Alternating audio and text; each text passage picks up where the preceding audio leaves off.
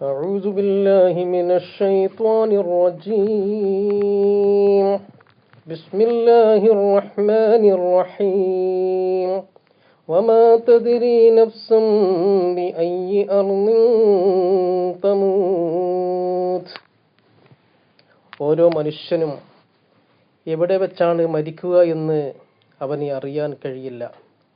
മഹാനായ ദാവൂദ് നബി അലൈഹിസ്സലാമും തൻ്റെ കൂട്ടുകാരനും ഒരു ദിവസം ഇരിക്കുമ്പോൾ അവരുടെ അടുക്കലേക്ക് ഒരാൾ കടന്നു വന്നു. ദാവൂദ് നബി അലൈഹിസ്സലാം അദ്ദേഹത്തോട് ചോദിച്ചു, നിങ്ങൾ ആരാണ്?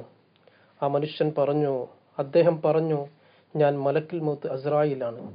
ദാവൂദ് നബി അലൈഹിസ്സലാം അദ്ദേഹത്തോട് ചോദിച്ചു, ഈ മനുഷ്യനെ കുറിച്ച് നിങ്ങളുടെ അഭിപ്രായം എന്ത്?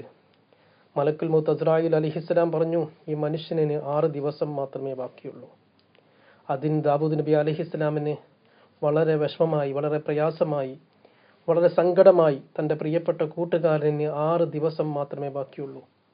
അവിടെ വെച്ച് അവർ പിരിഞ്ഞു. അതിനുശേഷം ദിവസങ്ങളും ആഴ്ചകളും മാസങ്ങളും കഴിഞ്ഞ് വീണ്ടും ദാവൂദ് നബി അലൈഹിസ്സലാം തൻ്റെ സഹോദരനെ കണ്ടു.